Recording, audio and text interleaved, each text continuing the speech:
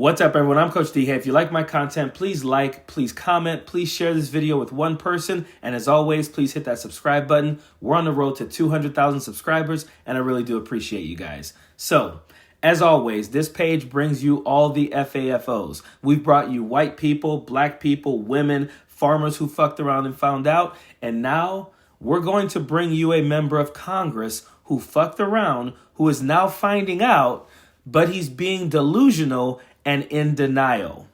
Months ago in November, Representative Tony Gonzalez, who is a Republican who's also Hispanic, said on Face the Nation that if the Trump administration started coming after your abuelos and your abuelitas, he would basically have a red line on that. That is where he draws the line in the sand, because he doesn't think that's what they should be doing. He thinks they should be going after the worst of the worst, all of the criminals only. And if they were to do that, he would know that they would be going in the wrong direction. Our message has to be one of positive if we want to hold on to these gains. If the message is we're here to deport your abuelita, that's not going to work well. It has to be one of holding these hardened criminals accountable. But that is the message from the Trump administration. They are doing mass deportation. Pack your bags. You heard Tom Homan say that. Now, they have said they will deport criminals first, but they've also said everyone else. There are 11 to 13 million undocumented workers in this country. So how does this work? How do you convince them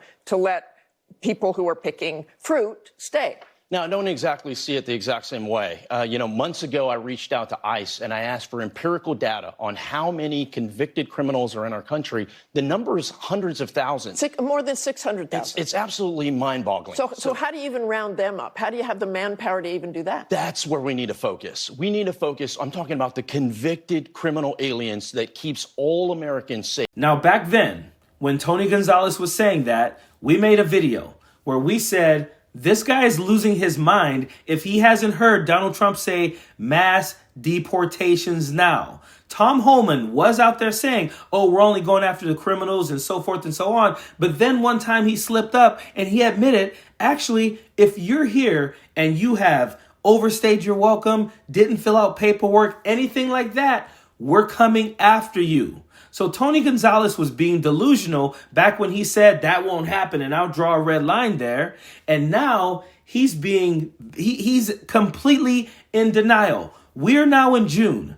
We have watched as the Trump administration has ripped families apart. We've watched as they've gone after people who were actually trying to show up to their legal hearings so that they could try and become citizens. We've seen them grab those people. Most people would not have a problem if they were just going after hard-earned criminals, if they were going after people who were committing serious crimes in this country. But that's not what they're doing. They do not care who you are.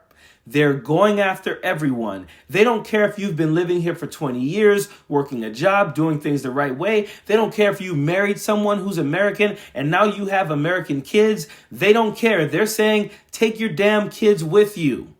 So Tony Gonzalez was on Face the Nation again, and I give them credit for asking him, hey, in November, you said these things. Now we see these things going on. What say you?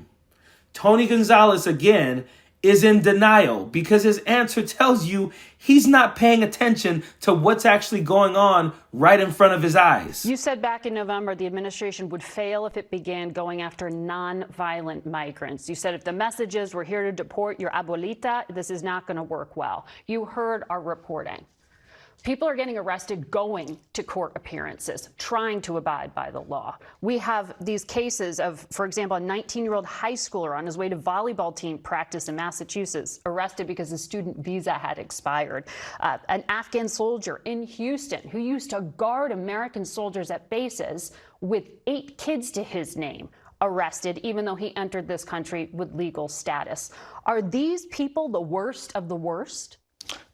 They're not. But this is what's going to happen is as these 400,000 asylum seekers that are in limbo, if you will, start to get deported. Maria, who's 23 years old, that was from Honduras, that was told to come to the United States for a better life and has gotten married and has had children. As she gets ripped from that life and gets sent back to Honduras, it's going to be very painful for us. What I'd like for us to do is focus on the convicted criminal illegal aliens. Last year, I asked the administration. Is that happening? Because right now, It looks like they're trying to run up the numbers, frankly. Last year, I asked the administration what that number was. It was 662,000. Last month, I asked, as of July of last year, last month I asked Secretary Noem under oath. I asked her, has that number increased or has that number decreased? She responded that the number of convicted criminal illegal aliens has increased. So that means we have over 600,000. We should absolutely focus on that population, the worst of the worst, and make sure that those are the areas that get removed. Otherwise, it's going to take us down this route of constant civil conflict. Why is he saying if they do that? They're doing it. Why is he acting like this is not in the past tense? Why is he acting like this is going to happen? It has already happened. And so he's saying, once they're done doing this, they're going to see that that's wrong. No. You said that was basically your red line. You said we're going down the wrong direction if we start going after your abuelos and abuelitas. You said that. And now you're watching them do that and you're pretending it's not happening right in front of you. And here's exactly why. Tony Gonzalez said at the beginning of this interview, he said, "Happy birthday to my mom." I'm going to assume his mom and himself are here legally. This is a problem in a lot of the Black and Hispanic community. There are a lot of people who've decided, I made it, and now I'm shutting the door on my way in. I made it, so I'm kicking the ladder so that no one else makes it. Tony Gonzalez is your classic Hispanic sellout.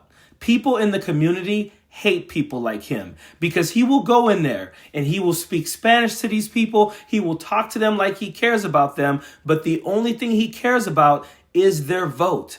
Tony Gonzalez knew in November that this was going to happen. Tony Gonzalez knows exactly what's happening right now, but he's trying to come off as delusional and he's a little bit, not living in reality, but he knows this is happening and Tony Gonzalez absolutely does not care.